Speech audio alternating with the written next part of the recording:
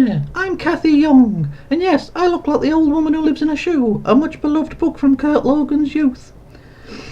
Anyway, I'm the associate editor of Reason magazine, and occasionally I rather poorly attempt to pretend to be a feminist. Seriously, I can't see what all the fuss is about women being raped on college campuses. Seriously, people, look up my thoughts on university campus rape. They're fucking insane, and they belie the fact that I'm not actually a fucking feminist, but actually some sort of Stockholm Syndrome, male supremacist dickhead. Anyways, my entire 2-minute bit in this movie is a long way of saying that rape jokes are absolutely fine, so everyone should shut up. But Jordan, please remember to record the sound so fucking poorly that at points it sounds like I'm whispering from far away during a rainstorm. Also, Jordan, and I can't stress this enough, you must leave your knee poking into the left side of the shot, all the way through. That'll add to the general feeling that this is a very low-grade home movie. Anita received harassment and threats, but who gives a fuck? Certainly not me. Anyway, let's just say she made up the shit about the police being involved in the investigation of this harassment. And also, there's the Utah State University thing. Yes, that'll get the Gamergate cretins up in arms after what was just, even by this movie's tedious fucking standards, a lackluster period of the film. Now, it's time I played an appallingly poor quality phone call recording from some jackass from A Voice for Men, cause that website has an absolutely fucking watertight record on ethical journalism, right?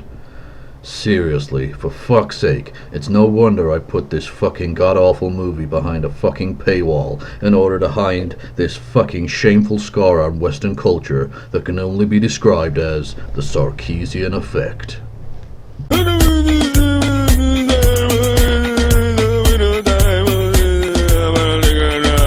And anyways, to this date, no actual attack has ever taken place on Anita's life, so that conclusively proves that she should never have actually been concerned whatsoever about the rape and death threats that she received, cause that's how real life works. In my fucking warped mind, apparently. Now, in order to sound intelligent, I'm going to describe a thing that Anita said as Kafkaesque, even though I'm fully aware that my intended audience of barely literate milk-fed gimps will not understand what that phrase means. It will also leave me open to attacks about my genuinely Stalinistic approach to editing out Davis O'Reilly from this film, as if he had never been a part of the process. Hello, darkness, my old friend. I've come to talk with you again. Jordan! I just wanted to steal thousands of dollars from our backers. Is that so wrong? You nigger-loving Jew faggot! Jordan! Oh, Davis, for fuck's sake, will you just leave me the fuck alone? Roll the fucking movie!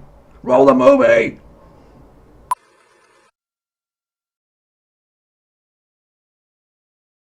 Then there's this really weird bit where I read from a fanfiction written by, I don't know, somebody. What do you want from me? Fucking details or some shit? What do you think I am, a fucking journalist? Is described holding Randy Pitchford at gunpoint, taunting and torturing him before finally murdering him in cold blood. The piece reads, "She shot him once, twice, 3 times, the sound of the shots echoing in the grand hall of Gearbox Studios." "Anita, why? I said I wanted to change," Randy said. He clutched at his open wounds. Blood was dripping in gouts. "That's for aliens, colonial marines," she said. Randy looked at her again, first with anger, but then with a look of complete understanding, as though deep down he'd known that it was always going to end this way.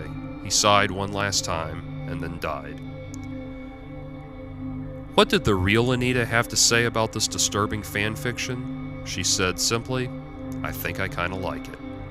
And there is absolutely no way that those words could have been said in jest, because I've rather conveniently and temporarily decided to take all words said literally.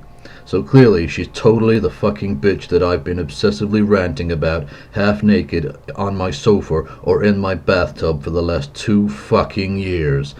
Yeah, this bit of the movie is totally ethical journalism and not confirmation bias at its grubby worst.